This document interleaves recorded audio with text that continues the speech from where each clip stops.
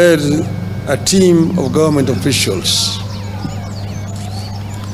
This was in regard to my candidacy for the African Union Commission chairmanship. I wish to reiterate the obvious, that I am vying for a position in Africa, not in the government of the Republic of Kenya. But I need the endorsement of the government of Kenya for that African position. At this meeting, we exchanged notes on the state of the quest so far, the preparations from my side and the government side, and the next steps that require to be taken. The Honorable Prime Cabinet Secretary shared with me the situation and levels of preparation and commitment in the government. I have been very encouraged by the number of senior government officials offering to be part of this journey out of an understanding that we are in this as Kenya and not as partisan political parties. I appreciate the offer of support. I shared with the government team the situation and my levels of preparation from outside the government. I assured the team that on my own, I'm making every effort, tapping into my experience, relationships, and understanding of as many nations as I can. With committed and proper coordination, we should be able to clinch the seat. We agree and synergy as we embark on that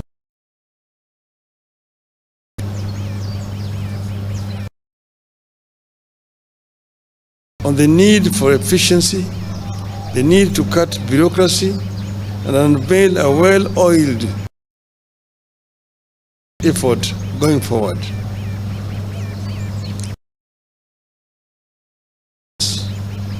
Plans emerge and change suddenly, and we need to be able to respond to them as suddenly as they emerge. We also agreed on the need to understand the sensitivities in this quest that include national, regional, continental, and global dimensions to this quest, and therefore the need to always act responsibly, bearing all these sensitivities in mind.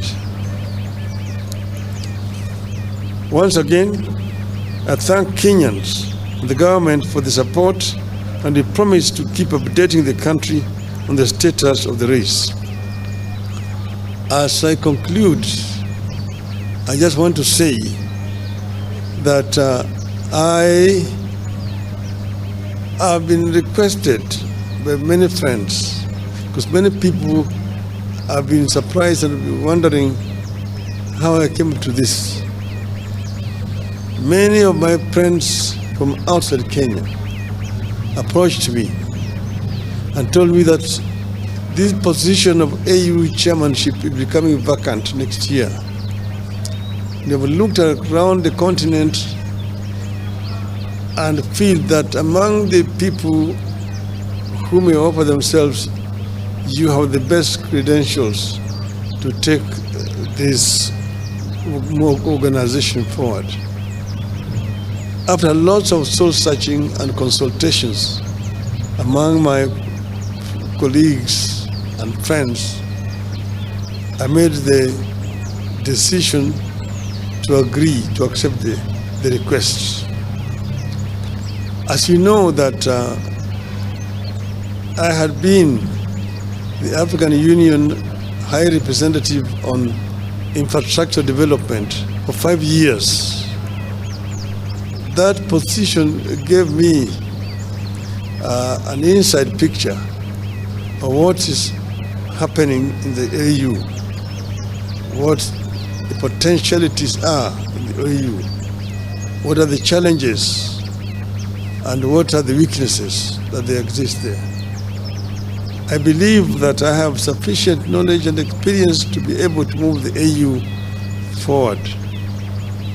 AU is an institution that was founded by the founding fathers of our nation.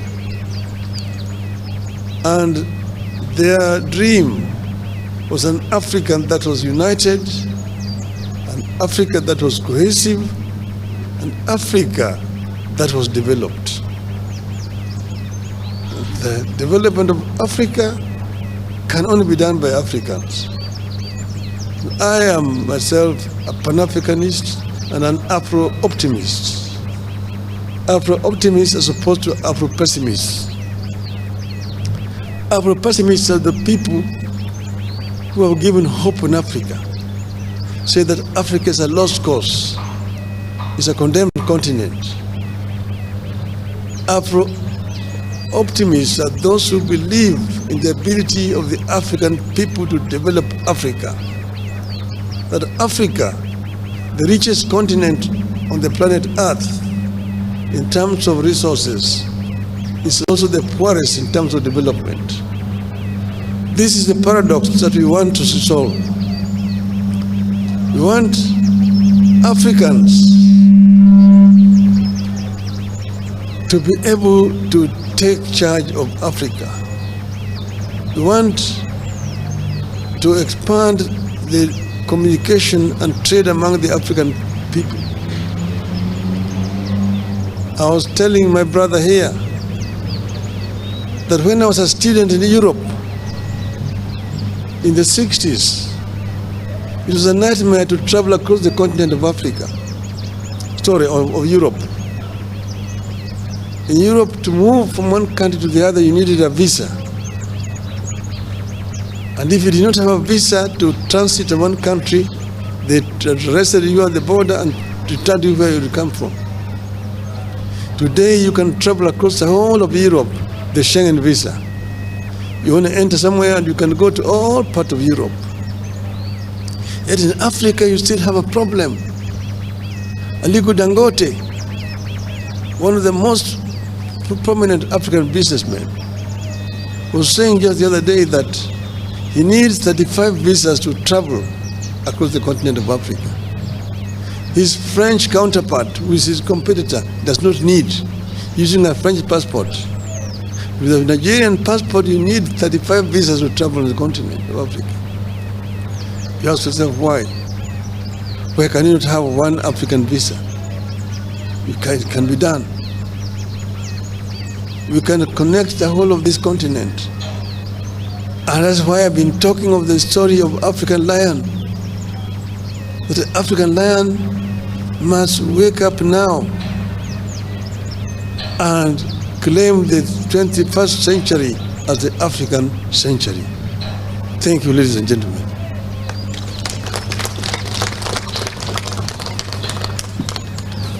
Thank you, the Right Honorable Raila Odinga.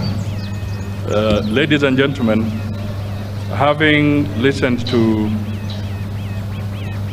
Baba, I now wish to make the following concluding remarks. Indeed,